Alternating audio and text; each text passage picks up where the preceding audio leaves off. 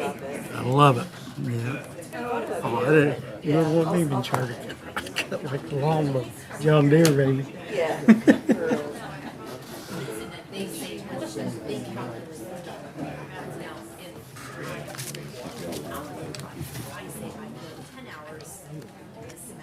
Rick, you doing okay? Okay. Good, brother, good.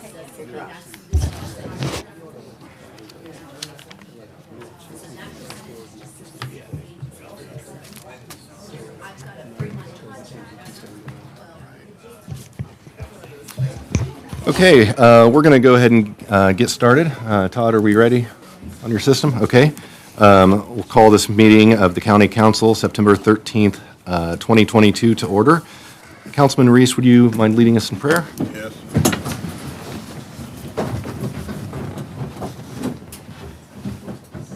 Well, gracious Father, we thank you once again for allowing us to assemble here tonight and building your kingdom, Father. We thank you for this council assembling together, that they bring things to our county that our people will be more receptive. We also want to thank you, Father, for our first responders, Father. We thank you so kindly for what you do for us, Father. And we thank you for all those who are here tonight, Father. And we ask you that when we do leave, we leave in traveling grace. So we ask you that they'll remember our Queen, and that whatever she's doing up there, she keep doing it. But we want to thank you also, Father, for all you do for us in this county and abroad. In your name we pray. Amen. You'll join me for the Pledge of Allegiance? Pledge allegiance to the flag of the United States of America and to the republic for which it stands, one nation, under God, indivisible, with liberty and justice for all.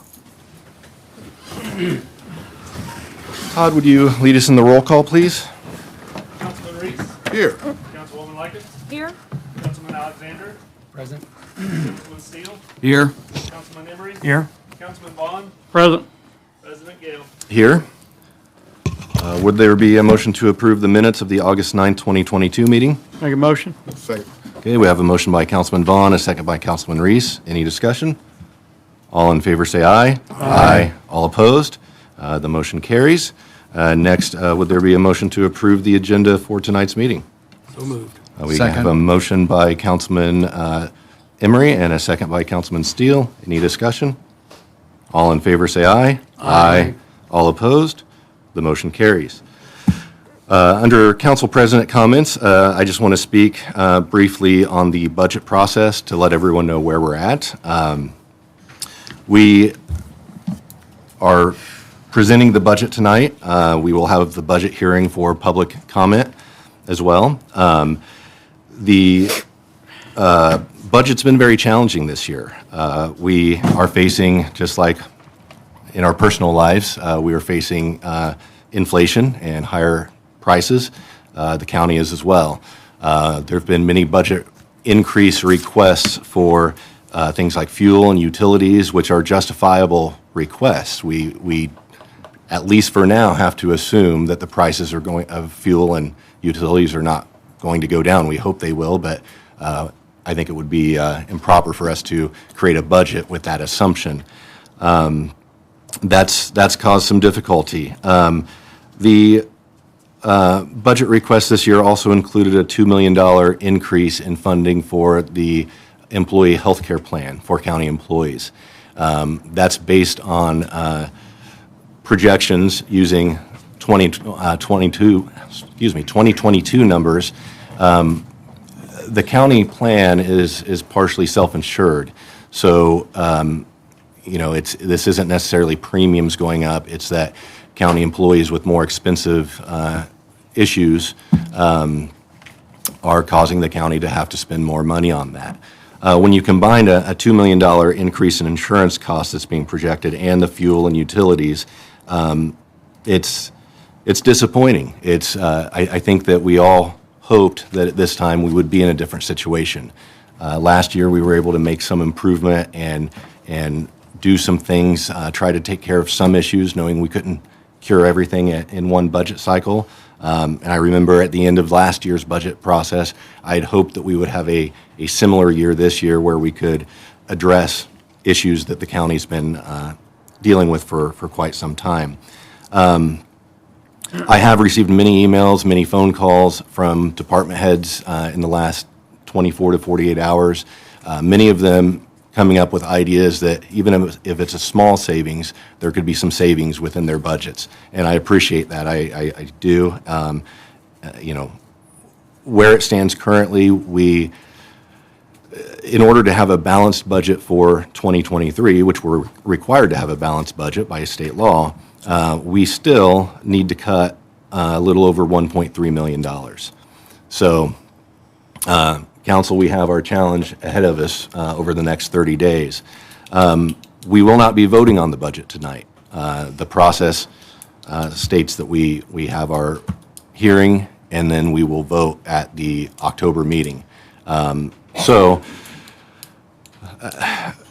After tonight's meeting, we will need to continue to have conversation with department heads. We welcome input. Part of the reason for this process being spread over a month is so that there can be conversation. Another conversation or two that we've had was simply either miscommunications or errors in what the proposed budget was. And so we welcome those communications as well. We want to make sure that by the time we get here next month, we're voting on an accurate budget that addresses the need. But I do just have to encourage people, try to find ways to increase efficiencies. $1.3 million is a lot of money that still has to be cut. So we need everybody's help in that. With that, I would turn it over to Rick for the auditor's report.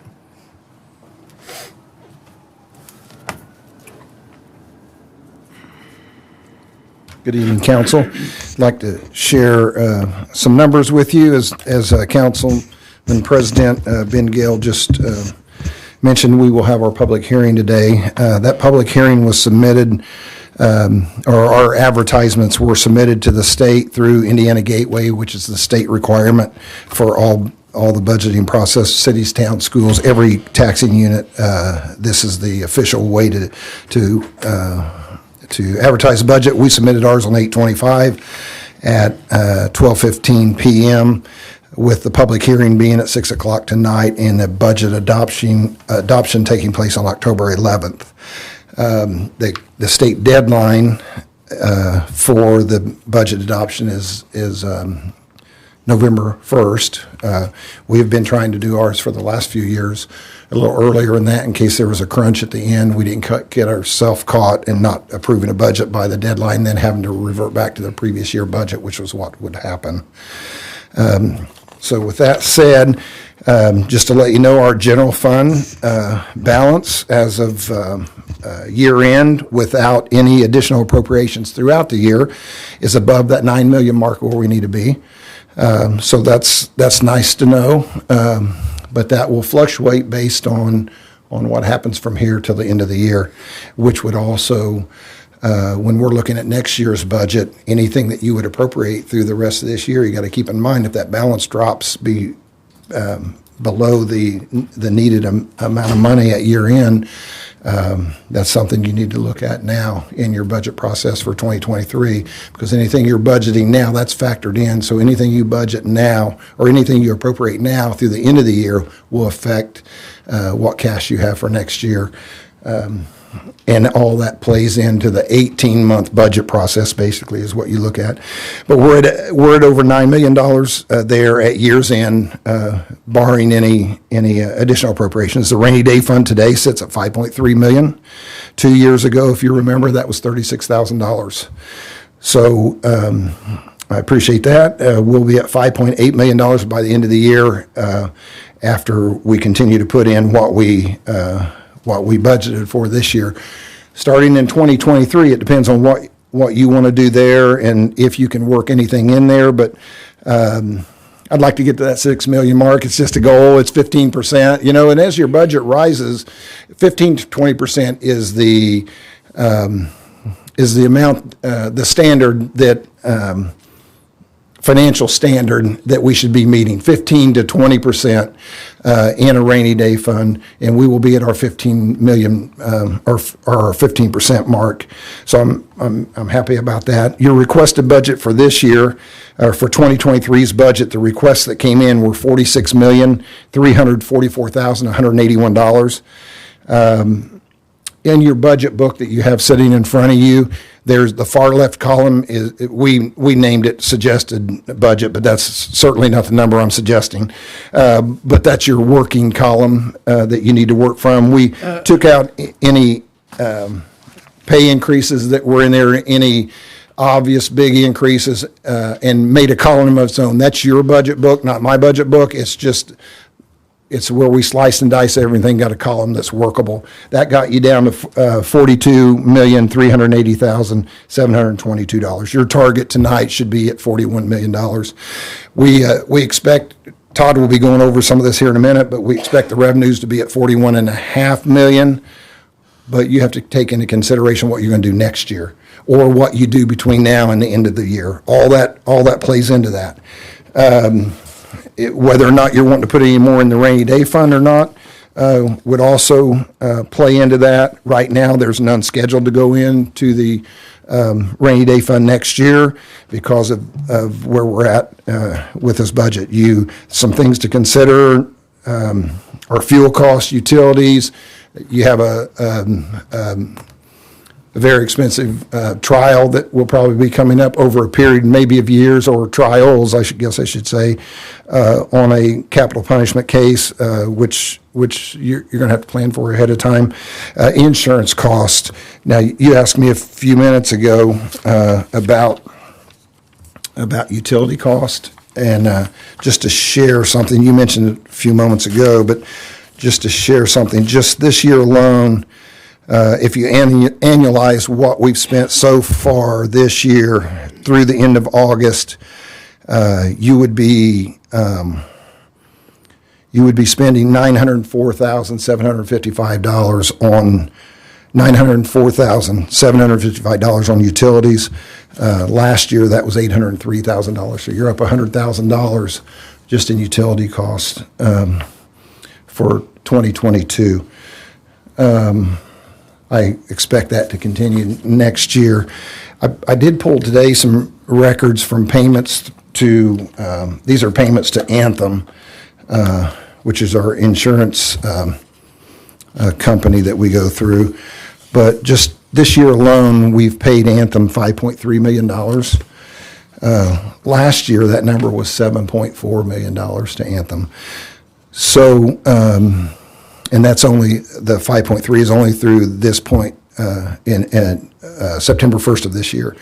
One thing you have before you tonight is a request, after your public hearing, is a request from the ARPA funds to retrieve COVID-related costs on our medical plan from the ARP fund to reimburse the county for actual medical expenses related to COVID, which is in the tune of $600-something, I think is what it cost the county on county employees that were affected by COVID, not counting what the health department, all the testing and stuff they done, which cost, really didn't cost employees anything, but these are actual medical expenses related to that. So,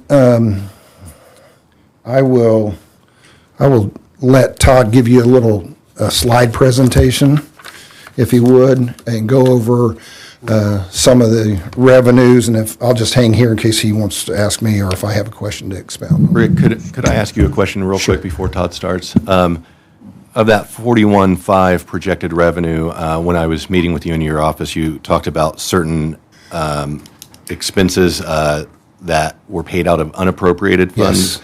Would you explain that so the council understands that? One of the big things with an unappropriated amount of money to be spent would be a refund to taxpayer. This would be the big one.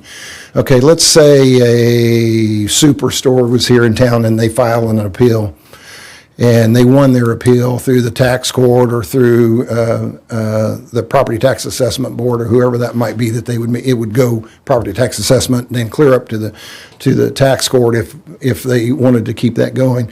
But if we were ordered to or a refund was granted to, let's say, a big box store, we might get a bill for $500,000, or it might be a 3 or 4 year or 10 year, maybe, however far they might have had appeals filed on time until those are settled. We might get a bill that would refund that big box. I'm just using big box store as an example because that's been an issue nationwide. We might have to write a check for $500,000, $1 million, depending on what that refund is. That would be an unappropriated cost. That you would not be budgeting for here. So when you go to that 41 million budget and use every penny of it, you got to kind of take into consideration these are things that could come along that you don't know about. Now we budget our revenues at 80%. Or Todd, are you got that on your slideshow? Sorta, kinda. Yeah. Okay. Anyway, that includes tax caps. So the only way you're going to collect more than what Todd's going to be showing you is if somehow we have a better collection than we anticipate. Right. That's the only leeway you have there. And as we know, inflation is 9%, that type thing. So I don't see those collections being greater than the average. So basically, there could be other things that we need to account for. So the 41.5, the goal should not be to get to 41.5. We've got to get lower than that because Right. there will be some other unappropriated things. That You're talking 41.5 minus what you might appropriate next year minus what could happen that's not appropriated money. Right. Okay, thank you. Todd's going to take it from here. Hi, Council. We'll go over the general fund and the public safety revenues. These are two major funds and two of the most important because there's so many departments that participate in the funds. There are other major funds in the county, but they're generally isolated to one department. It's a little easier to manage than the general fund and the public safety fund. This is a glance at 2022. We had projected income of $40 million. We had an adopted budget of $39,236,577. We had encumbrances coming from 2021 of $68,265. Net additional appropriations, which is your additional appropriations plus any reductions you had, of $644,506. Total year to date, you're at $39,949,348, right at $40 million. Okay, if you look at that, then 2023 projected revenues, we're talking about $41.5 million, roughly. If you want to get more specific, in a property tax component, in 2023, we're expecting $22,057,163, and miscellaneous revenues right at $19,635,471, for a total of $41,692,634. This is assuming the levies at approximately $27,500,000 for the general fund, and collection rates at a historical rate of 80% due to cumulative property tax cap effect. If you look at the 23 budget, you ought to be looking at a $41 million budget for the general fund. This will give you $500,000 to work with for additional appropriations throughout the year on unanticipated expenses that come up that you're not expecting. Every budget is a guesstimation on not only expenses but revenues. You're trying to project those revenues. You're trying to project those expenses. There's no way you can capture all of those expenses or revenues, but we can get really close on both, and that's our goal. But anyway, it's wise to keep back money because you know you're going to appropriate additional money through the year. It's you have historically, and you need to make room for it in the future. In 23, we have some major general fund concerns. Rick kind of touched on some of these. $2 million in additional health insurance costs, $550,000 in additional courthouse maintenance request, and that's across the county. You're looking at a youth center building or a youth center roof, different expenses like that. There is the $1 million in possible federal court ruling that we've heard about. $500,000 possible for a capital case for the prosecutor. There's employees needed in MCCC and adult probation to cover state mandates. Many inflationary concerns, fuel, utilities, food, various other concerns. Inflation's at or around 9%, far exceeds our 5% growth quotient. Remember, the 5% growth quotient only applies to the property tax levy, so your property tax component of it. The miscellaneous revenues don't necessarily abide by that 5% growth. So most of them don't grow that fast. You have some that are growing a little faster. In particular, you have the local income tax or the LIT. And as wages increase with inflation, you're going to see an increase in those LIT until we hit a recession. The LIT generally follows 2 years behind whatever the economy's doing. So if your wages are going up, people are well employed and there's not much unemployment like there is now, that's going to keep driving that LIT up, okay? And that's going to happen until we run into a recession, and when we hit a recession, those wages are going to start being stagnant or going down. But remember, there's always a 2-year lag between when the income taxes are collected and when you get them, because they're really based on the tax returns for the previous years. So we'll just think of it as a 2-year lag. So a 5% growth quotient's good. The state has actually a maximum growth quotient percentage, and that's 6%. So we're pushing right on the maximum. Now, a 6% growth quotient would be better than 5, but either one of them won't get you close to the 9% inflation we're experiencing right now. So we're going to have a rough budget year. We're going to have many concerns that aren't going to be able to be addressed.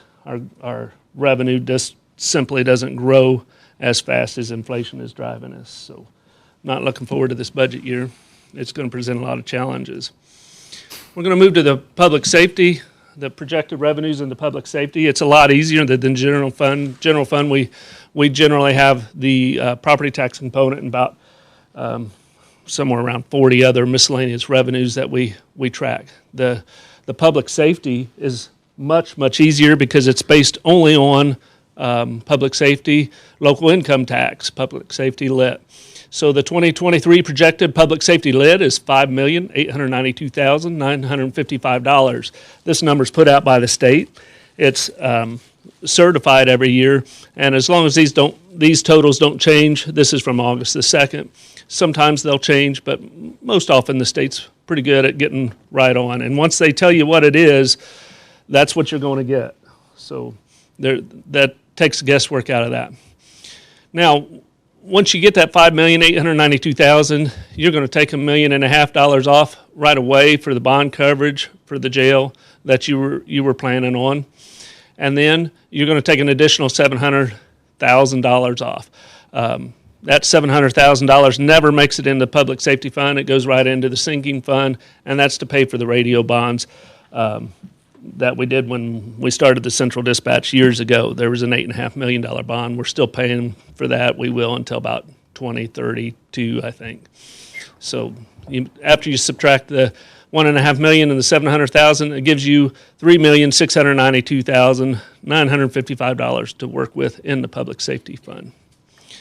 That's all I have for the revenues on those two major funds, but it kind of gives you a good picture of where you need to budget and where it needs to come in at, even though there won't be enough money to do what you want to do.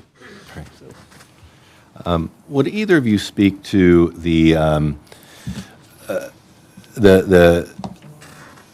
desire to, in what this proposed budget is, or the starting point of the proposed budget, how we were looking to create an efficiency, especially in pay lines? A lot of certain employees were getting paid out of multiple funds, just so the council fully understands and the public fully understands why there was so much of a shift in some of the sources of revenue for these. I think I know what you're referring to, and let me address it as we started talking to council members.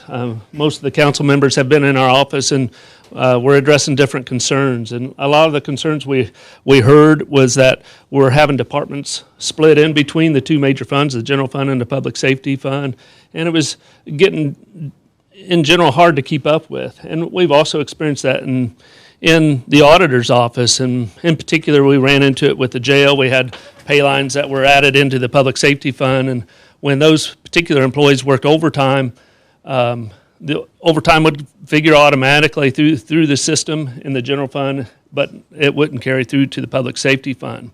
So the goal of the council members that we spoke to and was to try to get each department isolated into one of the major funds, either the general fund or the public safety fund, and not be divided into both funds. So that's what we did. We also took a chance to look at the statute, make sure we were a little happier where things landed. So right now, I think when we divided that out, we ended up with probation in the public safety fund, and then we moved the courts, and let me see, what else did we move? We moved a bunch. We moved the prosecutor over. Anytime we could group something together in one fund or another, that's what we chose to do. The only part is we took all the sheriff and jail. We don't have any employees in the public safety fund, but we took two major expenses that we like to pay for out of the public safety fund for the sheriff and the jail. One out of each budget, I believe. Most of it's the sheriff's retirement. Man, that's a monster. Sheriff's deputy's retirement. Right. But so we put that over there, as well as the jail medical services, which is a monster contract. So other than that, all the departments are either in the general fund or the public safety fund. We figured it'd be easier to manage. It'll be easier to realize the changes over time, and just be a little more palatable for the council. Thank you. Councilman Gow, I got a question quick. Rick or Todd or whatever wants to answer this. A concern of mine, the big box appeals. Do we have a lot of those? Do we appeal? I mean, Well, that's been an issue nationwide. I'm not sure where the assessor stands on anything right now. We have some there's some appeals out there still. I've got a case through a tax sale issue that's going to go to the appellate court, which we'll be dealing with pretty shortly. An appeal that went on for 10 years. The appeal part got settled, and then there was some squabble over what taxes they owed, so that's going to the appellate court. So it happens. I don't know what they have out there pending. We could probably find out what just kind of the curious assessor has pending. because they're not paying anything right now, so it depends on whether we win or we lose. It can go. Well, they would be paying their placeholder tax from year to year, but if an assessment goes up, I don't want to speak for the assessor, Right. but they might appeal the increase or actually appeal what they have today, thinking it should go down. And then at that time, if it were ruled on that that this new assessment was a lower assessment, then that's when we would issue a refund. Okay, thank you. To make a point to what Todd said, we've been tracking revenues. I came into office in 2017, and we've been tracking revenues and trying to hit them on the nose every year. You're not going to be perfect, but we'd like to be as close as we possibly can. But by having these things categorized where they're in a fund of their own and not split between, it shows you a better picture when you're looking at a budget workbook. You can see what the history is. And I know there was a period when I was on the council where you had to budget within, when COIT was separate. Now, public safety, or not public safety lit, but certified lit is part of the general fund, where you used to have to budget that separately, which caused a big hassle, because then you're like, okay, what do we put over there while we didn't? When you got to track it differently, we had to pull some of that stuff over in order to look at have a historical view of what county spending actually was. So we've got a good setup now to really track that, and this will help us better do that by categorizing those properly. So appreciate it. Two questions. First of all, the slide before this one, where you talk about the mandates that we might have to adhere to on the MCCC. Do you guys have a guesstimate what we might be looking at there? Or had they talked to you about? On a time frame? All I know is what I read in the Herald Bulletin. You might ask the Herald Bulletin writer about that, but I was thinking the original was like 500 and something thousand, and then there's costs involved. I was thinking it was close to $1 million. Was that what we came up with, Todd, or? Are you talking about the MCCC and adult probation? That possible federal court ruling. Oh, okay. That one was $1 million. Okay. I don't remember how it was broken down, but that's what we were guesstimating the. But also, Rick, you have on there the employees need that we may have to follow some mandates, cover the state mandates on the MCCC. Oh, do we have what kind of figures are we looking at on that? I do not. Todd, do you know? This is a Senate bill that requires both probation and MCCC to go and visit these. How would you phrase it, sir? Participants. Offenders, thank you. Visit these offenders at their residence on a monthly basis. So it's going to add a more for an employee basis. They're looking for extra employees just to be able to cover the state mandate of being able to visit these people at their homes every month on a recurring basis. So that's what they're facing there. And I'm sure they want more than you can give them. So. And I want a clarification. I've heard that in the paper they stated that there were several council people that met with Todd and Rick, and I wanted to make it clear because I don't think my name was mentioned. I don't think Councilman Vaughn's name was mentioned.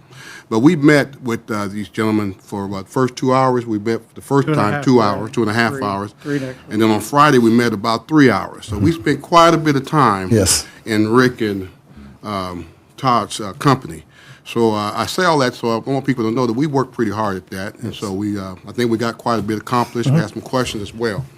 Other than that, now I want to kind of piggyback on you transferring funds from putting things back into the public safety, getting it back and forth.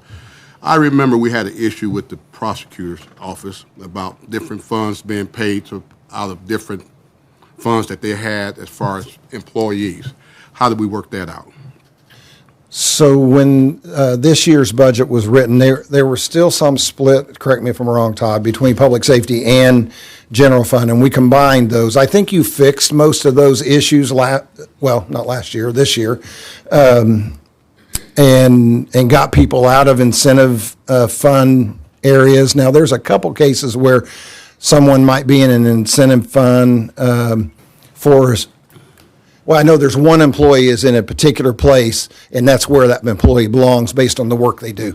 And then you got 4D, which operate out of the general fund, but that's at a 67% reimbursement. So we tried to get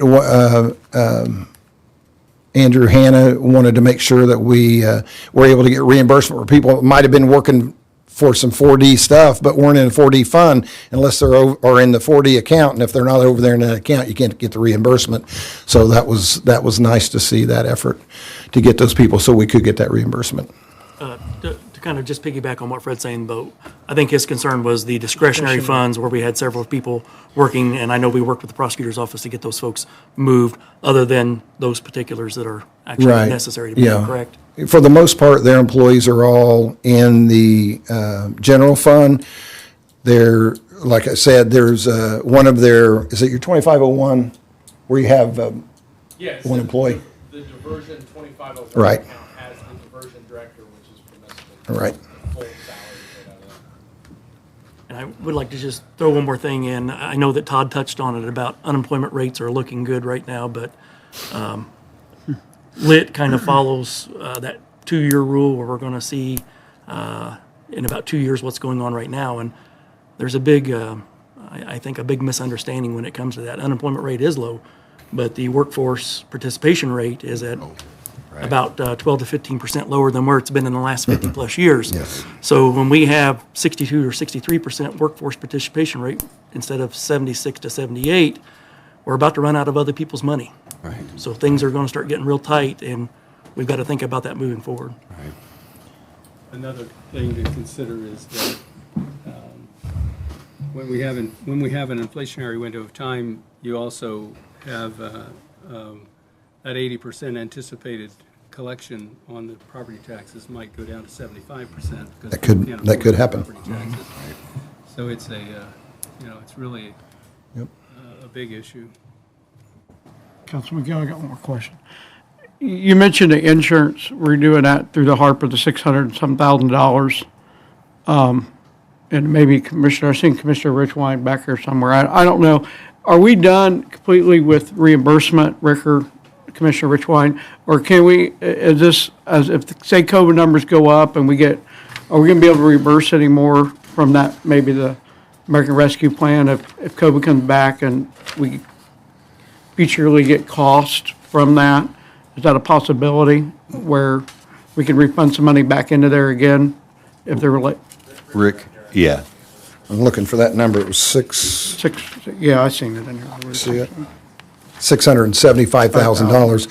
That is actual health care costs for county employees who contracted COVID that were treated in a facility that were covered by their insurance. So we were able to through help with Beatrice and probably Apex and Anthem, come up with that number so that we could justify that when we make our claim through the ARP fund, because like we've said before, everything through that ARP fund has to be heavily documented. So we can prove that $675,000 has been spent. So that's a legitimate cost through the ARP fund. So there may be some lagging bills that would come in that we could still cover, but I don't, at the time we put this together, that was the number. So the 2 million that went up this year were pretty much separate from the American, I mean. Yeah, that's totally We're separate. battling that separate, a different battle. Right, that's, Okay. yeah, we're getting reimbursed, if you approve it tonight, we're getting reimbursed. And just to give you an idea, I mean, that claims fund, how that works with the county is we're self-insured. Our insurance carriers bid out every year. Anthem has been the low bidder for a number of years, to my understanding. So the county appropriates within the commissioner's budget a dollar amount. Last year, I think it was $4 million. The request this year was $6 million. So what happens is you basically divide that up by 12 months, and every month from the county general fund in the commissioner's budget, a 1/12 of that money drops into the 5,200 claims fund. Along with that are, let's say, for instance, if the highway department is not a non-general fund department, out of the highway fund would pay for their insurance. It will also drop into that 5,200 fund. Along with that, every employee's withholding from medical insurance drops into that same fund. And then out of that fund, all the claims are paid. So I know we've had some ill employees, claims have been up, and that's just where we are today, but that's kind of how that works. Are there any other questions by members of the council?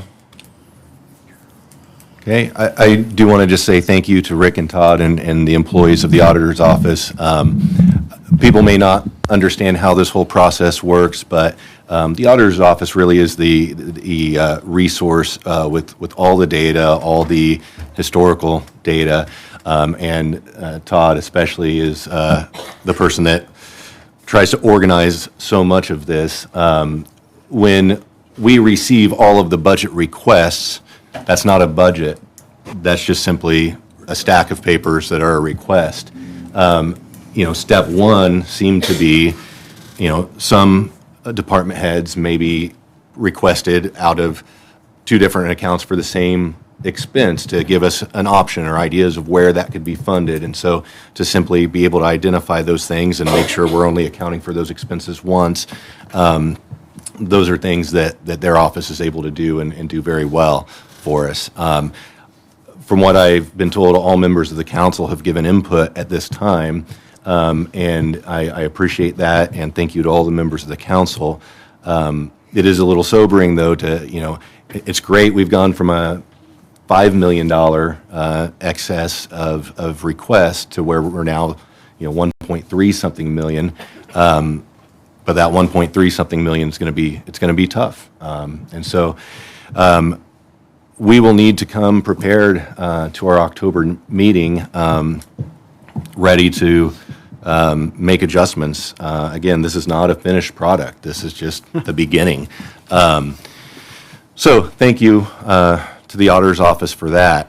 With that being, Can I just say, I just want to compliment, me and Fred Councilman Reese has been in there, and want to compliment Councilman Emery too. He met with us and we gave some ideas, and it's kind of nice to be able to sit down and I appreciate Councilman Emery and we, because it is challenging and just hearing different ideas, maybe we can, because this is probably the most difficult budget but I appreciate Councilman Reese and Councilman Emery that we had a good meeting, and Councilman Culp, you're Councilman now, but Todd Culp and Rick, that was about 5 hours, and it was a lot of numbers, and even as a new councilman, so I appreciate their effort and time, and thank you. So one of the other things that we need to consider in crafting the budget that we will vote on in October is public input. So at this point in time, I would open up the public hearing for the 2023 budget.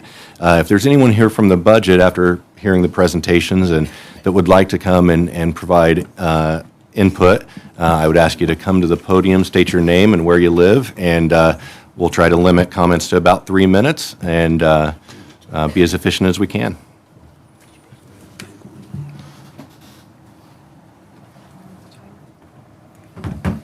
Catherine Callahan, LaPel, Indiana. This past month, we have spent over $6,000 in transportation. That is not unusual. It's a little bit more because we've had decomps.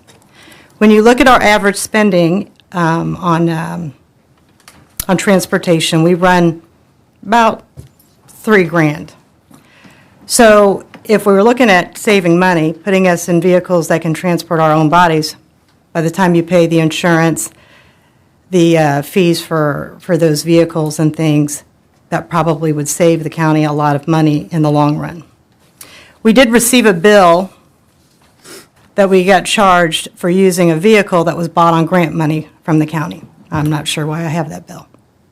So there's plenty of ways to save money in the coroner's office if we had vehicles that were bought through the ARP fund, but we were denied those.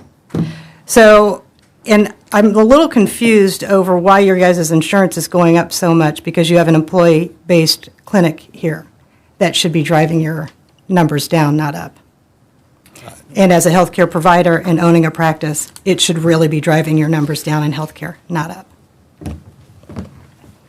Thank you. Is there anyone else that would like to speak?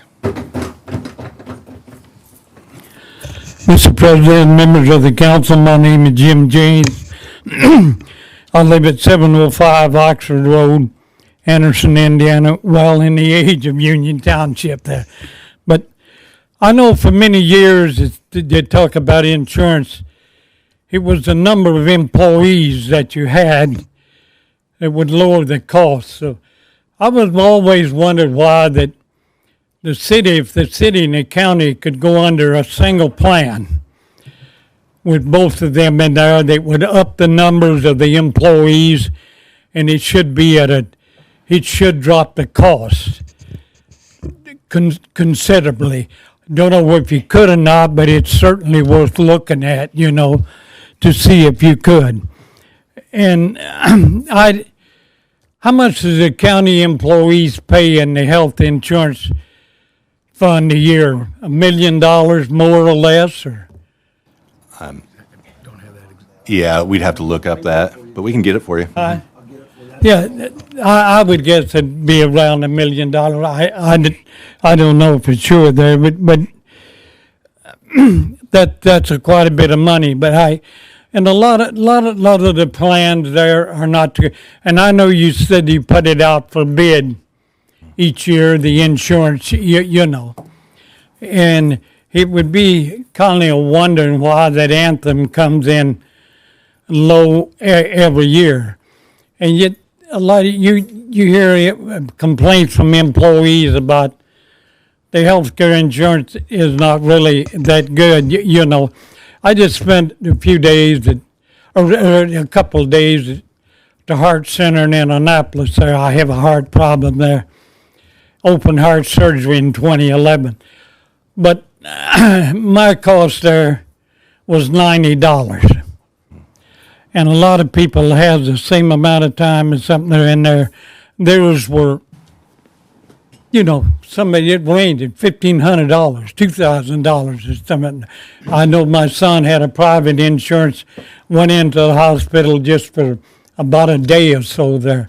The deductible and the copay on there ran up almost close to $2,000. If we had, and I know the political argument that's been on it, but if we had Medicare for all in this country here, it would save local governments millions of dollars every year. Every year. It would save them. They hold the Medicare payment out of the employee's check just like they do the county insurance and stuff here now. So hopefully someday or another we can see that happen, you know. I also understand the political argument side of it too, you know. But it would be a great thing for the employees of this country, for the people of this country here. And I said, co-pays, deductibles and stuff, and I hear the employees from the county said that it's high, you know, and I would assume that it is. I talked to people at St. Vincent's there. Lady told me their insurance company's policy's lousy and getting worse. It's the same way whenever you go and talk to almost any employees about the insurance. But I was just wondering if it would be worth looking at a plan to see if the city and the county could go under the same plan and have a lot more employees, and it could lower the cost for it. Mr. President, members of the council, I thank you for your time. Thank you, sir. Is there anyone else from the public that would like to speak? Seeing nobody, I think I need a motion to close this public hearing, correct? Yep. So would someone make a motion to close the? Motion to close. Motion by Councilman Vaughn. Is there a second? Second. Second by Councilwoman Likens. All in favor, say aye. Aye. The public hearing is closed. Thank you for your input. We have some transfers tonight, and Councilman Emery was made aware of one adjustment.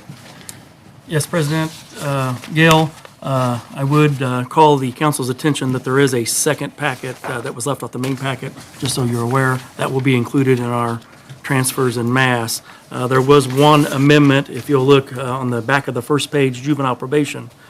We have a transfer that was originally submitted for $26,279 from probation officer one line to machine and equipment. This was for a repair to some vehicles, and that cost has went up since the first estimate was given. So that needs to be increased to $28,640. I did speak to Tracy Lane, and that money is in that line item and available for transfer. So if you'd make that notation, $28,640, please. And with that, Mr. President, I'd make a motion that we approve transfers en masse as presented. Okay, we have a motion to approve by Councilman Emery. Is there a second? Second. Second by Councilman Steele. Any discussion? Well, explain this again about this. On the vehicle, Yeah, what's that again?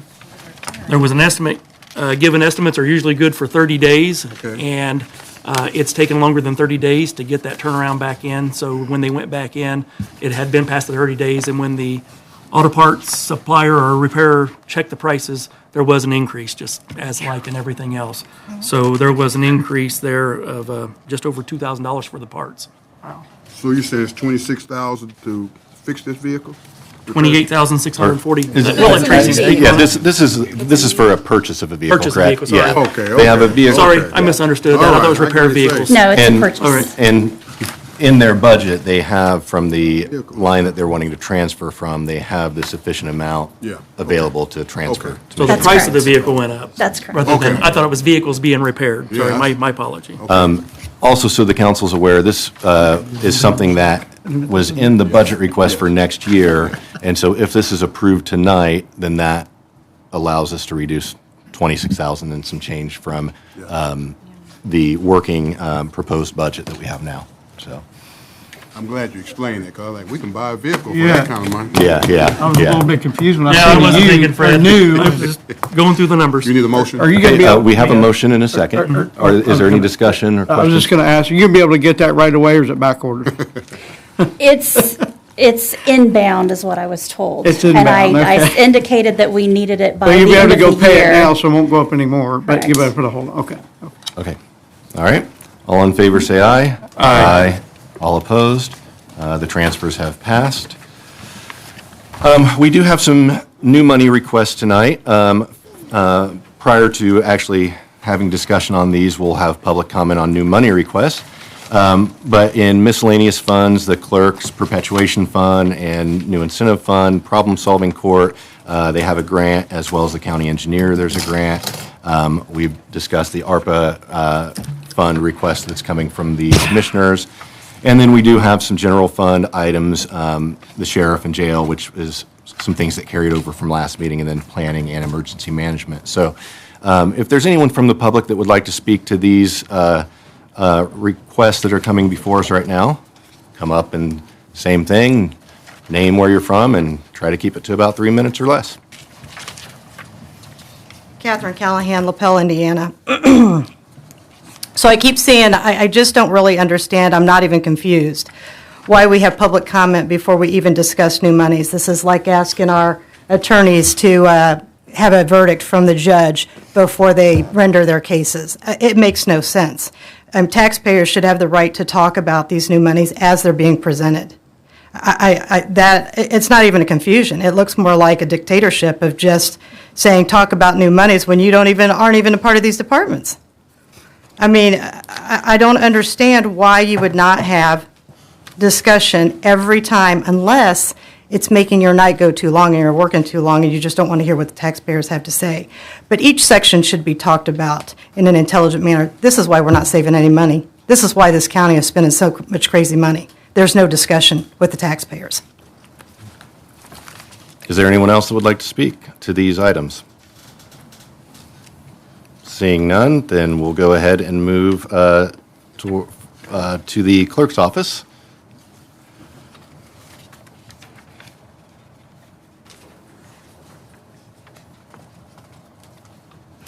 Good evening, Olivia Pratt, clerk. I just have two appropriation requests. The first one is out of our clerk's perpetuation fund for $160,000. I've been working with the courts for the last year and a half about a project that they would like to get started. They can't start their portion of the project until we get all of the remainder of the files scanned in. So I have a quote. It was approved by the commissioners at their previous meeting. So if we can get this money appropriated out of the perpetuation fund, we can move forward with this and get started as early as next week. Okay. Is there a motion? Make a motion to approve. Motion to approve by Councilman Vaughn, second by Councilman Reese. Any discussion? And this is this ain't, never mind. This is your perpetuation. Yeah, fund. perpetuation. This is in general fund. Right. Okay. All in favor, say aye. Aye. All opposed? That passes. Thank you. My second appropriation is for the clerk new incentive fund. I am looking to go ahead and get started this year. I've already updated the request for the budget to take, I have 3 employees that they can come out of that fund. So I'm taking 2 of those employees and going to take half of their pay out of the general fund and then the other half out of this clerk new incentive fund. But I would like to go ahead and get that started this year and try to save the county as much money as we possibly can. Make a motion to approve. Motion to approve by Councilman Vaughn, Second. second by Councilman Emery. Any discussion? All in favor, say aye. Aye. All opposed? That passes. Thank you. Thank you. Next, the problem-solving court. Is there anyone here from the courts? Good evening, Council. Good evening. I am Katie Stapleton. I'm with the Problem Solving Courts as the coordinator. And a shameless plug here, we are almost a little over 50% supported by grant and grant funding for our budget. And that is why we are here tonight. We have a grant that has come in for $24,000. And the reason that you see that divided down into three is that problem-solving courts contains drug court, mental health court, and reentry court. And so we would evenly split those funds from the grant. These are Supreme Court grant funds. They provide us for, we are a bit of a mentor court for the Supreme Court here locally. And so we're heavily supported financially by them. And we would just request that you take these funds and allow us to use them in our courts. Make a motion to approve? Motion to approve by Councilman Vaughn, second by Councilman Reese. Any discussion? All in favor, say aye. Aye. All opposed? That passes. Thank you. Thank you. Next, County Engineer.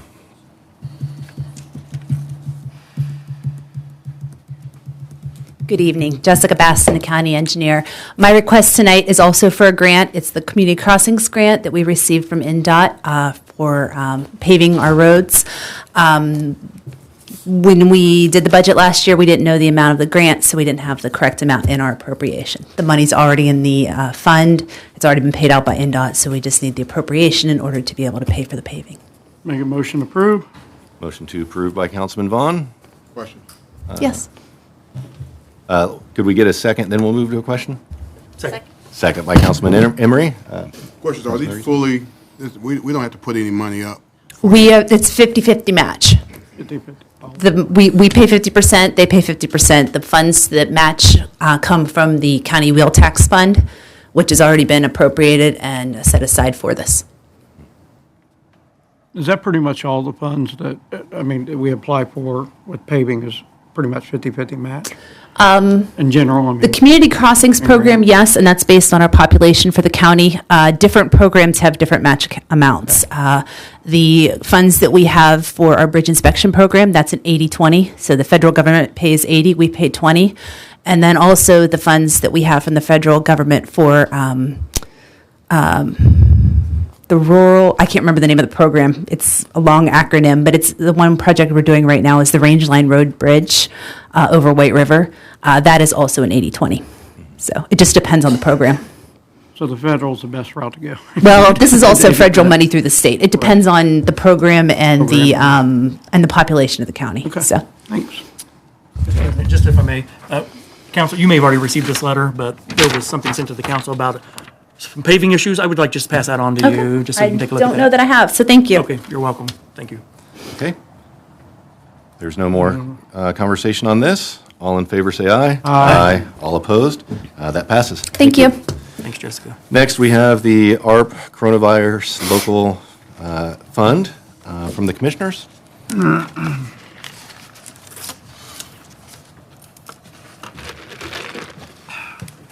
Good evening. Good evening. I think Rick's pretty much covered all this earlier, so if there's any additional questions, feel free to field them, but this is just making up the difference for what we spent on COVID up to this point that we could claim.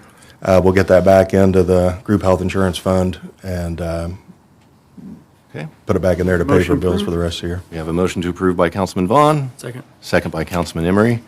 Thank you for your work on this. Thanks. It's definitely something that this money is supposed to be used a for. little So, Yeah, and we definitely needed it as well, so. any other discussion? Well, I think that, excuse me, on today's national news, the inflation was 8.3% for year over August, and it reflected a 17% increase in health insurance costs. Now, that's not factored in this year, but it will be factored in next year. So we're going to probably see a repeat of the same thing because of next year's. Let's hope not. Based on today's health insurance costs, it's going to be reflected next year, so. And Commissioner Rich, I took kind of a miniature course of this, kind of tried to learn, but, and correct me if I'm wrong, it's not only inflation, but it's also what kind of claims you have.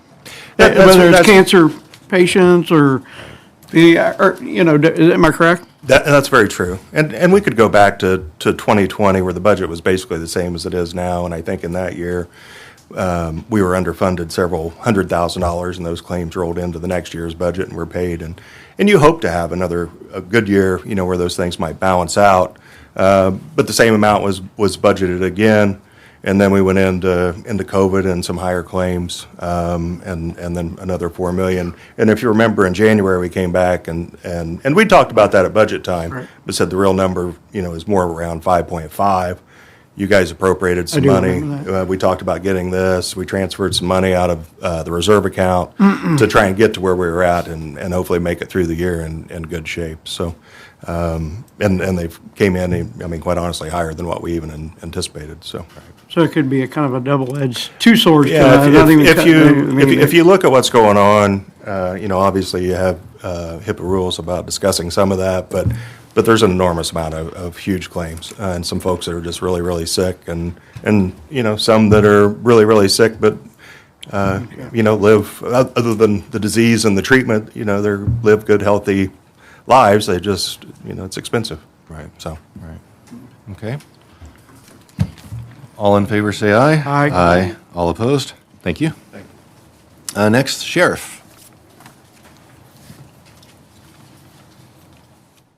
Hi. Good evening, Scott Mellinger from the Sheriff's Office. Start with the Sheriff's budget, if that's all right. Tonight, we put in a request which addresses what we feel would be needed for the rest of the year. Those requests total $90,000. I would like to lower that amount just to get us through next month, as I anticipated you would ask what it would take us to get through next month, or at least until the next meeting. So in Sheriff 22, line number 22,000, I'd like to lower my request from 67,000 to 28,000. Out of that line, we purchase fuel and tires, and we all know the increase in fuel costs this year. In Sheriff, line 32,000, we were asking for 5,500. I'll reduce that to 0 for tonight. We will have a much better idea next month what it will take to get us through the end of the year. Sheriff, 36,000 line, vehicle maintenance. I'd like to lower that request from 8,000 to 4,000. And Sheriff, 39,000 line, other services and charges. I would like to lower that from 9,500 to 5,000. And those amounts should easily get us through the next 30 days until the next council meeting. And I really hope beyond that. We're just trying to play it safe and not get in a bind where we can't pay the bills. Okay. Mr. President, I make a motion to approve as presented. Okay. Second. We have a motion by Councilman Emery, a second by Councilman Vaughn. Is there any discussion or questions on this? This is just for your, just not the, It's just the sheriff's budget. just the sheriff, not the jail. Correct. Okay. All in favor, say aye. Aye. All opposed? That passes. Thank you. In the sheriff's budget, we also hope to be able to transfer approximately 10,000 from some salary lines where some positions have been open for a few weeks. We also, because we're having a really hard time filling part-time positions, it looks like we're going to have a surplus of about $30,000 in our part-time line, which we can transfer to pay some of these bills. In the jail budget, we've asked for a total tonight of $275,000 to get us through the end of the year. I'd like to lower some of those requests just to get us through the next 30 days. Now, the sheriff line 18242, which is the medical services contract, I would just take your lead on that. We know we will need exactly $67,857.75 to pay that remaining contract for 2022. We have enough in that line now, I think, to make one more payment, but by the end of the year, it'll be exactly that amount. And was that what we had discussed, the jail medical budget, that there was a special account? Was that what we discussed, some of that coming out of? Or? Well, there is a special account that builds up from fees that we levy to offenders who have any assets at all. That builds up over time, over a period of years. And I checked with Todd today, and I think there's roughly $50,000 to $57,000 in that fund right now. And again, once we get to next month's meeting, we will have a really good idea of exactly how much we'll need to get through the end of the year. And Sheriff, did you say you had enough for this next payment right now? We do. So we could hold off on that one then and maybe get those two numbers and Yes. at next month's meeting? Okay. Yes. Okay. Thank you. So the next line, jail, 35,000 utilities. As we all know, utility costs continue to rise, but instead of 42,000, which we requested tonight, I would lower that amount to 25,500, just to get us through the next month. And in jail line 37,000, which is housing and rentals, it could cost us 58,000 to get through the end of the year, but 28,000 will get us through at least the next 30 days, maybe a little bit longer. Our numbers are pretty low on out-of-county inmates right now. I'm pretty sure it's less than 10, but our numbers in the jail continue to rise every week as you see the emails, I'm sure. I think today we were up to 230 offenders in jail, so that's 23 over our capacity.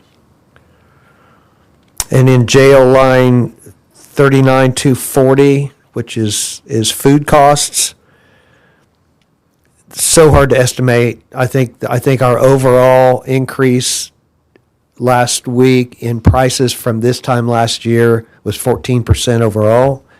We think it'll take us $82,000 to get through the end of the year, but 40,000 would get us through at least the next 30 days. Because we do have a balance in that line as we stand now. In the Madison line, which is jail line 39241, we've asked for 25,000. I would lower that to 12,500 for tonight. And I also want to tell you, again, that lowers our request from 275,000 to 174,000. Still a lot of money, I understand, but we are going to have a very large amount to transfer, and we'll do that next month. Our jail positions, our retention rate is so low that we have jail slots that go unfilled for weeks, sometimes months at a time. We're going to have a large sum of money to transfer to pay some of these bills from those jail lines. I hate that because when we have open positions in the jail, we're mandating overtime every single day. That's the stress it causes on the employees. But if there's any consolation at all, we will have some surplus there. And we already talked about the special medical services line, so we'll have some to pay that from there too. Sorry, I didn't mean to. No. With what we said, or what you had said there, if we strike 18,242 and then it's 25,500, 28,000, 40,000, 12,500, I'm coming up with 106,000 as the total ask tonight. I just want to make sure that Yeah, I'm sure you're right. That's probably just, numbers are hard. Yeah, that's why I use this. I just wanted to make sure there wasn't something I was missing. I'm sure you're correct. Okay, great. Would there be a motion on this? Make a motion, approve. We have a motion by Councilman Vaughn. Second. Second by Councilwoman And I would like to Likens. ask Sheriff.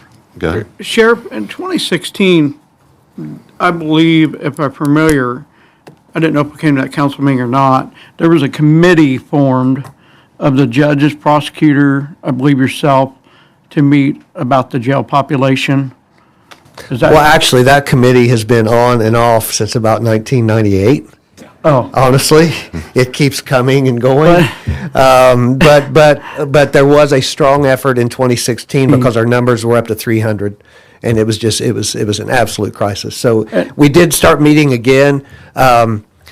We have now a committee that deals with pretrial release program, which was mandated by the state Supreme Court.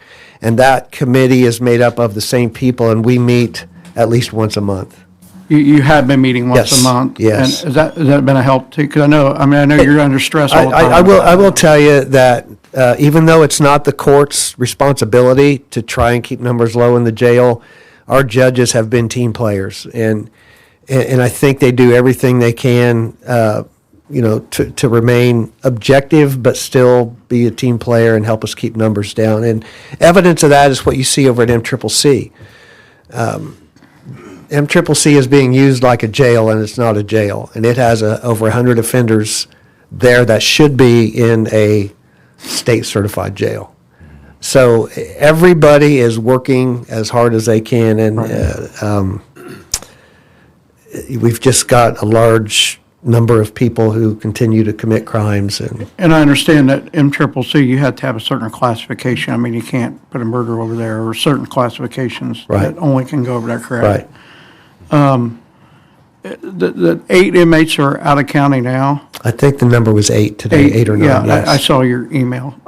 Is there any possibility if we, I know there's some beds open in MCCC, if the classification is allowing, are those special reason why, I know you're probably going to say because the jail numbers are high, are those a reason, special classification, those 8 are out of the county, that if we able to work on it where we can get them back in? No, those 8, I believe all 8, and we always try to, anybody move out of county, we try to make them level 6 sentenced, already sentenced inmates, because we do get reimbursed for that from the state. Oh. The state reimburses county jails for housing sentenced to level 6. But here's the situation with MCCC. They're dealing with the same issues we are. At the beginning of every week, they're packed. Right. Towards the end, their numbers move down a little bit as people get moved into other programs, while our numbers stay up. So every Friday, we are literally taking 15 to 20, maybe 22 people over to MCCC. And then half of those reoffend. So the ones in other counties are pretty much already sentenced, so then we get that money back. Only on the sentenced level 6. When we've had 20 people out of county before, and those are not all level 6. But the problem with moving people in and out of other county jails is those sheriffs do not want to do that. They don't want to keep somebody for 2 days and then we bring them back, and then 2 weeks later we say, "Can you take them again?" Well, if they're going to dedicate beds to other counties, it's kind of like they want kind of a lease attitude where you're going to be there for a while. I was just trying to think of a creative way to get down the money. And I appreciate that. Yeah, and I just asked, I knew about the committee. And my staff does an incredible job of playing musical chairs with these offenders. Yeah, I understand. I can imagine the headache you probably go through. All right, thank you. Okay, we have a question from Councilman Reese. We recently had a lawsuit that caused some problems. I want to know, have we rectified that issue so it won't come back and haunt us again? Is that the 48-hour rule? Sir. Yes. Sir. Well, we've been working on that since 2018. That's when we changed our current process. It took a couple of years to work the bugs out. It's not an easy fix. And the prosecutor's office has worked with us, and they could tell you how difficult it is to fix the problem. We may have 1 or 2 per year that fall through the cracks, but we catch them very, very quickly. And we've got it, I would say we've got it 99% fixed. So my question is, we pretty much going to be pretty good? We won't have to worry about that again? 99%, maybe 99.5, sir. Still working on it. You're dealing. $1 million kind of costly. I understand. That's a lot of money. And we weren't the only county. I know it doesn't help. There were a lot of counties fell into the same situation, but you're dealing with about 350 police officers who are all bringing people to jail at different times of the day and night, and those officers work different shifts. Every once in a while, one of them doesn't get a probable cause affidavit turned in. And that the 48-hour clock starts as soon as they Get to jail. arrest the person or bring them to jail. Arrest them. So, but anyway, those are the ones that fall through the cracks, and it's few and far between. And right now, we think we've got the best system we could have. So the procedure is the officer arrests the subject, And then you have to have enough time to report to the prosecutor's office so they can file charges, the officer to the Well, prosecutor. the and they- important thing is that within 48 hours, a probable cause affidavit is filled out, turned into the jail staff. It gets sent out via emails to judges, magistrates, prosecutor's office. So everybody's watching this every day, and we've had a lot of help, and we've finally gotten it to where I feel pretty comfortable. Okay. And in my defense, that $67,000 difference, I think, was the medical services contract. Right. Okay? Really? I just figured that out. All right. Any further discussion?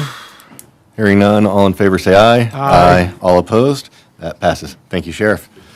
President Yes. Gill, I just wanted to point out that, and maybe Rick will have to keep us informed about this, when we're doing the final budget, there's going to be an ask next month for additional funds from the sheriff, and that we got to have a close proximity of what that is so we can back off that when we're Right. doing the budget.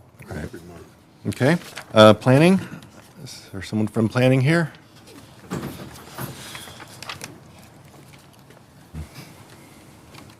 I'm just here with Stacy for moral support. And the next time, I'm going to assume our new planning director, Larry Strange. These are issues, one of them that deals with him. Larry's here. Hey, you want to introduce yourself, Larry? Yeah, hello.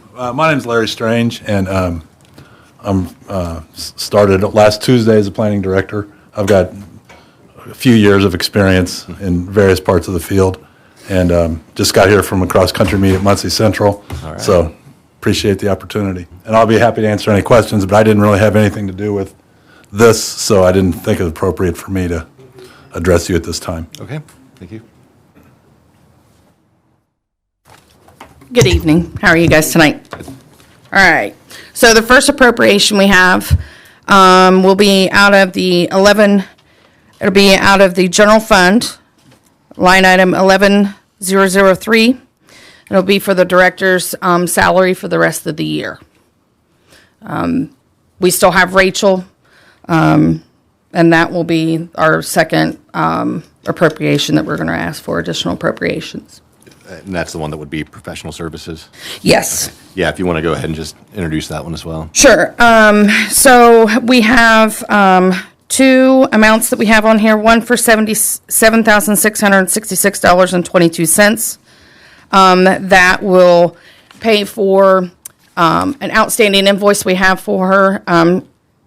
Just to let you guys know, I have received two other invoices that would pay for the remaining $65,000 contract that we approved in February for her. So I will have an additional, I think it's 11.9 that I'd have to come back and ask for. They did agree, the council, the commissioners and the planning commission did agree on a contract extension for her so she could help get Larry acclimated with the rules and our procedures and stuff in our office. So we did ask for an additional $38,000 for that. We could adjust that. She may not be needed. It will be for an on-call basis. We may not need her, but that would get us through the end of October. You're going to need more money after that if she stays on. Yes. I got But the idea would not be that. The idea would try not to keep her. Yeah. But if she does go on, we're going to have to obviously pay. Yeah, and we'll have to have some conversation, obviously, we can't commit to that right here. So we'll just have to work together on whether there will be funding for that, but. At the time when I requested this, I did not have the additional two invoices that came in. So I was under the impression that this $7,666.22 would finish out her contract up to August 1st. But after looking through everything, we got two additional invoices in that we would have to ask for additional appropriations for.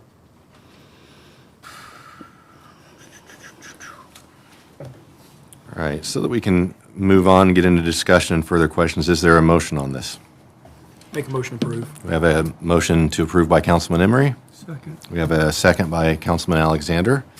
Okay, is there any discussion or questions? What, I don't remember this, Councilman Gale. I remember we transferred some money the first of the year in, It wasn't the first we ate up. It was after Brad left and that position had been open. Right. And We were paying the Rachel. planning commission hired Rachel on an interim basis, hourly basis. And that was, we transferred money out of his salary line item. And knowing that we'd have to come back and replace some of that probably when we hired somebody. Right. So that's your first line item on there. And then the remainder of that, Stacy's got all those figures, so I can't dissect those for you. so was there a contract made up? Yes, yeah. Because I don't remember that coming You in front wouldn't of pass a contract. Right. You're- The you commissioners will would pass appropriate. that. So even the planning commission negotiated the contract with Rachel and HWC. That was brought to the planning, or to the Madison County Board of Commissioners for approval. And that was before you guys transferred money so that we could go ahead and hire her. Right. Is that normal to be spending money to train people like this? Is that normal, Rick? I mean, I don't know that Larry needs any, a lot of training. So it's that was in there, and I think that was all put together before that hire was made. So you didn't know exactly who. Can we pull that money then if we don't know if he's? I don't know what the outstanding bills are, so I We have- defer to Stacy on that. But I would think that. Yeah, I mean, there may be a time or two that Larry may need to reach out to Rachel. Right. But that might be on an hour here, an hour there in the next Right. month, let's say. But her time here, as she's been, is done. Right. So Right. her last meeting was today. She may be in the office, again this week to work with Larry. I don't know what if you have anything like that planned, but basically, she's at the end of her time. So I'm asking. So that 38,000 is that to pay Rachel? Yes. So if he doesn't need training, why are we paying her 38,000? That was just at that time when they did the contract and extension, when they talked about that, they had not formally hired Larry yet. So that's when she went in front of the board, she said it would just be an on-call. If you don't need me that long and you hire somebody, then, we could put that money back into general fund. Pull it back there now. I have it's 11,000 to pay her contract up for the 65,000. We would need an additional $11,988.03 in addition to the 7,600. Okay. Now, like the meeting today, have we not been invoiced for that? We have not. So that will We've be. got about, when I spoke to her today, there's about $5,900 that she still has to bill us yet. Okay. So the professional services request then, if we've got 11,988.03 plus 7,600 Plus another six. plus 6,000, using a round number, that would be 25,588.03. Our paperwork here says 45,666.22. So That's when that's when I put the contract for 38,000. But now that we've hired Larry, we can okay. lessen that So amount. why don't you do what was your last figure you just? 25,600. That, that's gonna get what you know is outstanding, and then we could get on the agenda, the planning commission could get on the agenda again. Next month, we should have a final bill, and we would know what that is. Okay. This includes the almost Yeah, 6,000. Well, that would be 6,000 for almost final. 6,000, Yeah, yeah. that's 6,000.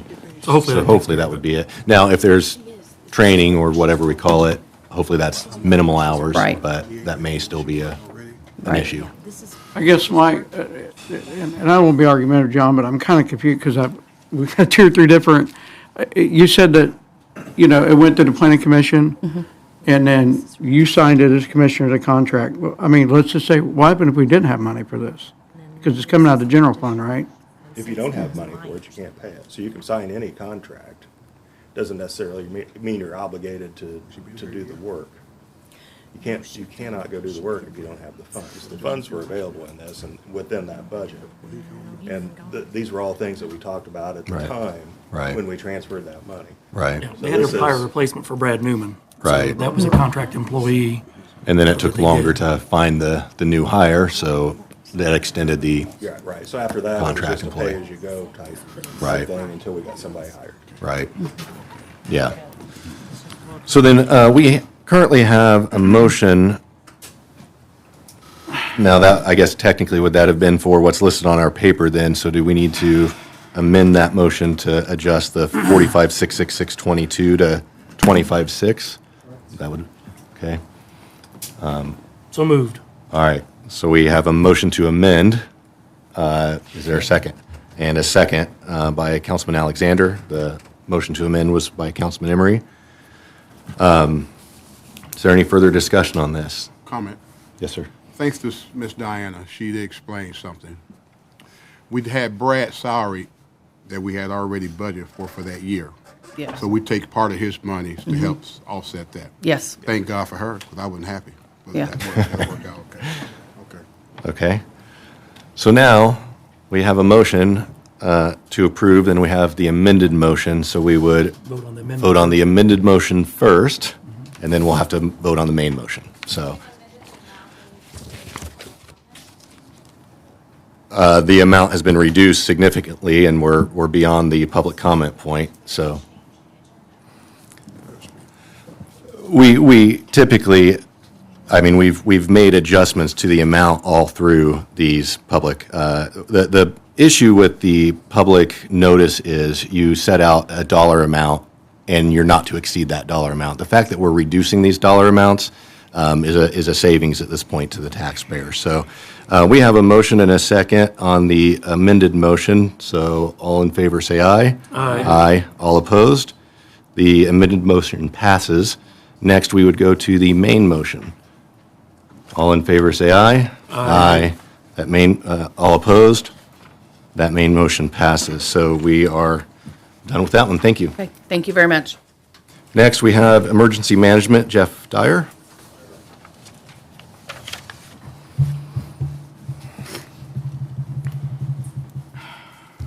Good evening, Jeff Dyer, Emergency Management.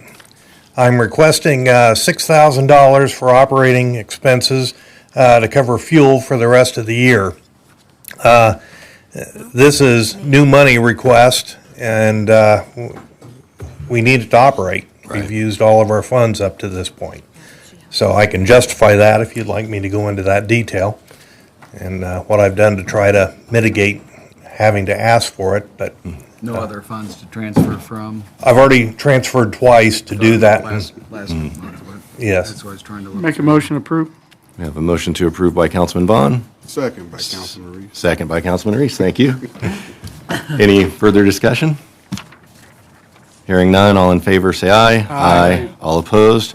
That motion carries. Thank you. We do have a couple of salary ordinances from last month where we approved some appropriations. I believe these both came from grant or discretionary funds. The first one is Salary Ordinance 2022-9C, the Health Fund, which was the 11-4-12 Vital Records Clerk, $38,000. And as a reminder on these, with this being an ordinance, we could pass it on the first reading unanimously, or if not, then it would have to go to a second reading next month. And these are for both of just, the clerk new Senate fund and then the health fund, so they're. Yeah, so we're dealing with the one general from the fund. health fund, right? And it's not a general fund Make expense. the motion approved. All right, we have a motion to approve by Councilman Vaughn, Second. second by Councilman Emery. Is there any discussion? Question for her. Would you mind coming up to the podium? Thank you. But this, you might want to finish this out, because it had nothing to do with this. Oh, it's got nothing to do with this one? Okay. Well, let's move on and stick to the agenda then. Any other discussion regarding this salary ordinance? Call for the question. All in favor, say aye. Aye. All opposed? That passed unanimously, so we will say that that is passed on the first reading. I was in discussion with Coroner, and one of the things that came up, that there's some funds that you receive that possibly could help them out. Is that true? It depends on what it's for. Okay, so there could be some that how do you communicate that to them, or how do you work that out? We would have to have a conversation and then try to work that out, just simply because it would depend on what it's for. Yeah. That would be a conversation for her and the Could it help with coroner's vehicles? office to have, so. Could it help with vehicles? I don't Yeah. have health fund money to help another department with vehicles. That's, okay, this is probably a conversation better between the health department and the coroner's office, so we can allow them to have that conversation. And then if they come to an agreement and there needs to be an appropriation, then it can be brought to us. Thank you. Next is Salary Ordinance 2022-9D. This is the Clerk New Incentive Fund, 11-100 Clerk 4D, $12,000, and then 11-203 Clerk 4D 2, $12,000. Would there be a motion? Make a motion, approve. Motion to approve by Councilman Vaughn. Second. Second by Councilman Emery. Any discussion? All in favor, say aye. Aye. All opposed? Okay, I'm hearing that one passed unanimously, so that will move forward. I don't believe we have any committee reports. Adjourn. So Councilman motion to Vaughn adjourn. made a motion to adjourn. Second? Second. Second by Councilman Emery. All in favor, say aye. Aye. We are adjourned. Thank you all for coming.